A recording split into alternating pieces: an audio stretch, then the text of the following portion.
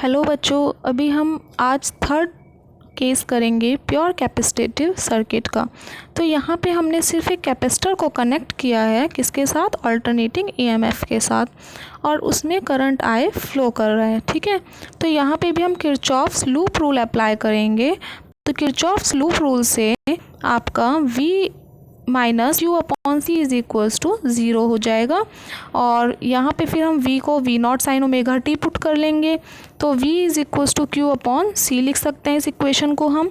तो यहाँ से एक इक्वेशन आई है आपकी Q is equals to C V. ठीक है, मीन्स जो आपका कैपेसिटर है उसमें जब हम बैटरी देते हैं या फिर जब हम उसमें वोल्टेज देते हैं तो वो कितना चार्ज हो रहा है या फिर डिस्चार्ज हो रहा है। ठीक है, तो यहाँ पे आपको फिर Q को सॉल्व करना है। आगे C को हमने एज इट इज़ रखा, V की जगह इसकी equation V not sine omega t put कर दिया। ठीक है, तो हमें यहाँ पे फाइनली क्या निकालना है? करंट निकालना है।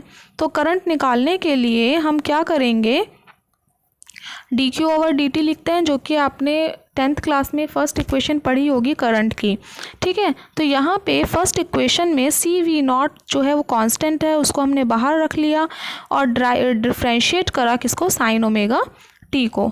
तो साइन ओमेगा टी को डिफ्रेंशिएशन करने पर इसको क्या आता है? कॉस ओमेगा टी आता है।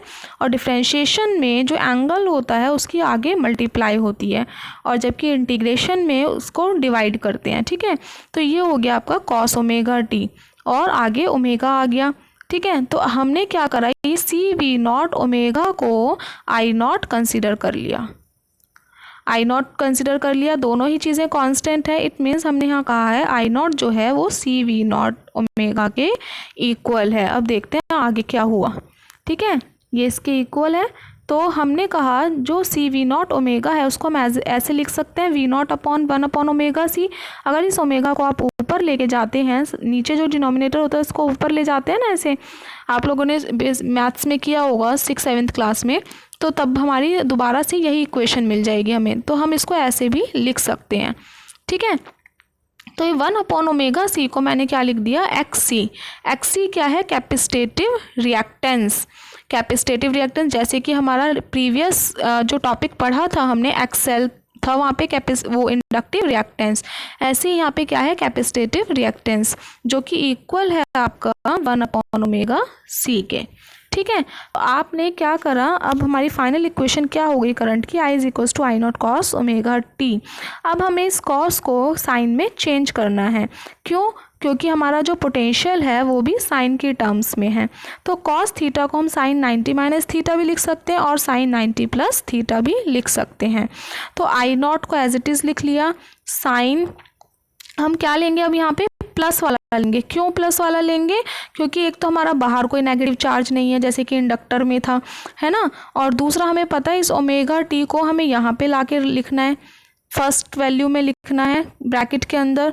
तो फिर अगर हम उसको इंटरचेंज करेंगे अंदर ब्रैकेट के, तो वो नेगेटिव साइन से थोड़ा सा हमें कॉम्प्लिकेटिव हो जाएगा, तो इसीलिए हमने प्लस वाला साइन लिया है। तो ओमेगा टी आगे आ गया और π/2 पीछे हो गया। तो this is the current flowing through the capacitor in a pure capacitive circuit. ठीक है, अब आगे हमने इसका वेव डायग्राम ड्रॉ करा। वेव डायग्राम ड्रॉ करने के लिए हमने क्या किया कि जो आपकी ऑरेंज कलर का लाइन है, ये पिंक सी, ये क्या है? आपकी पोटेंशियल की है वेव। ठीक है, और जो करंट है वो आपका 90 डिग्री पे लीड कर रहा है यहाँ पे। ये आपकी दो इक्वेशंस थी ना, ये दो। ठीक है, इन दो इक्वेशंस में देखो v is equals to V not sine omega T and i is equals to I not sine omega T plus 90 degree. तो जैसे जो कि हमने लास्ट उसमें निकाला है अभी, तो हम यहाँ से कंक्लूजन निकाल सकते हैं कि जो i है वो लीड कर रहा है पोटेंशियल को बाय π/2। जैसे कि इंडक्टर में i जो है वो लैग कर रहा था, i पीछे पीछे चल रहा था, बट यहाँ पे जो करंट है वो आपका आगे आगे चलेगा 90 डिग्री से। किसके आगे चलेगा? पोटेंशियल के। ठीक है, so there is also a phase difference of 90 degree, but the difference is कि जो करंट है वो आगे है पोटेंशियल से, या आप कह सकते हैं कि potential lags behind the current by 90 degree in pure capacitive circuit. एक ही बात है। तो इसकी जो वेव है वो हम ऐसे ड्रॉ कर लेंगे, ये आपका वो हो गया पोटेंशियल, ठीक है, और 90 डिग्री का है, तो ये आपका जब वोल्टेज आपकी 0 है तो उस टाइम पे करंट आपका 90 डिग्री होना चाहिए। तो यहाँ पे 90 से इसको स्टार्ट कर देंगे, मीन्स इसके मैक्सिमम 0 पे, टाइम 0 पे भी क्या है 90 है। आप एक इक्वेशन सॉल्व भी कर सकते हैं। जो आई है आपका I0 sign omega T plus 90, तो यहाँ पे हमने क्या करा, टाइम को अगर मैं 0 पुट करती हूँ तो भी आपका क्या आता है साइन 90 आता है, और साइन 90 की वैल्यू क्या होती है हमारी 1 होती है। तो आई क्या हो गया I0 के इक्वल हो गया, means still at time t is equals to 0 i still at its peak value. Means यहाँ पे हमें आई की पीक वैल्यू ड्रॉ करनी पड़ेगी। तो आई की जो वेव्स हैं वो ऐसे बनेंगी। ठीक है, आई होप ये क्लियर होगा आपका। तो ये क्या है पोटेंशियल है और ये क्या है आपका करंट है। मीन्स जब पोटेंशियल आपका 0 है तो करंट आपका मैक्सिमम है। जब पोटेंशियल आपका यहाँ पे मैक्सिमम हुआ है कहाँ पे, इस वाले पॉइंट पे है ना, तो इस वाले पॉइंट पे देखो करंट की जो वेव है वो टी एक्सिस को टच कर रही है और टी एक्सिस को मीन्स यहाँ पे 0 वाली लाइंस को टच कर रही है। तो वहाँ पे जो आई है वो आपका क्या है 0 है। इसके बाद हमने बनाया है फेज़र डायग्राम। ये मैं आपको एक बार बना के दिखा देती हूँ फिर से फेज़र डायग्राम।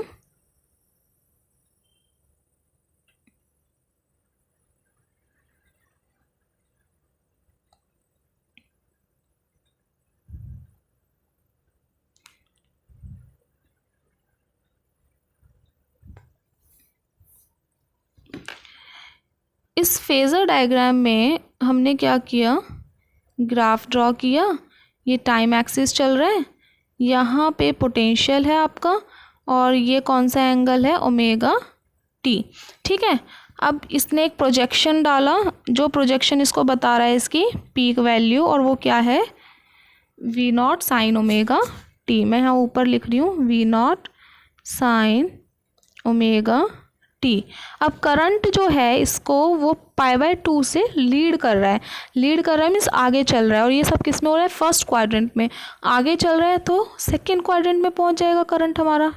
कितना 90 डिग्री से लीड कर रहा है तो ये 90 डिग्री बन गया है ना।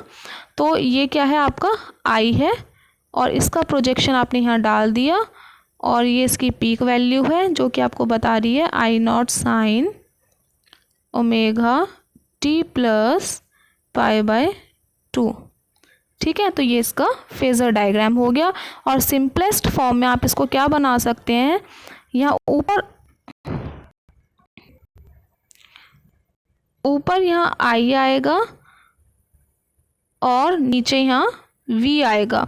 जैसे कि आपने इंडक्टर में बनाया था, इंडक्टर में क्या था ऊपर V था क्योंकि वहाँ पे V लीड कर रहा था और I लैग कर रहा था, बट यहाँ पे I ऊपर है क्योंकि I लीड कर रहा है और पोटेंशियल लैग कर रहा है बाय 90 डिग्री। ठीक है, तो ये हो गया आपका फेज़र डायग्राम। अब हम इसमें निकालेंगे पावर। पावर के लिए पहले इंस्टेंटेनियस पावर फिर एवरेज पावर।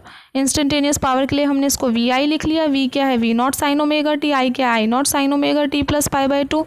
ठीक है, V0 I0 को आगे लिख लिया क्योंकि ये कांस्टेंट है। साइन ओमेगा टी प्लस 90 को हम क्या लिख सकते हैं कॉस ओमेगा टी, जैसे कि अभी पहले कन्वर्ट करके लिखा था, और sine omega t as it is आ गया। फिर ये आइडेंटिटी बन जाती है साइन 2 थीटा की, 2 साइन थीटा कॉस थीटा।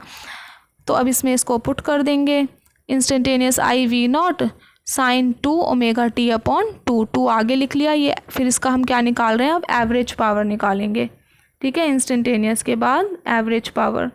ठीक है, तो अब यहाँ पे साइन ओमेगा टी का जो एवरेज होता है वो क्या होता है 0 होता है, तो इसलिए एवरेज पावर भी 0 आ गई। अब ये याद रखना एवरेज पावर जो है वो इंडक्टर के केस में और कैपेसिटर के केस में और रेजिस्टेंस के केस में क्या क्या होती है 0 0, और रेजिस्टेंस के केस में क्या होती है I² RMS R। ठीक है, इसमें 0 नहीं होती है।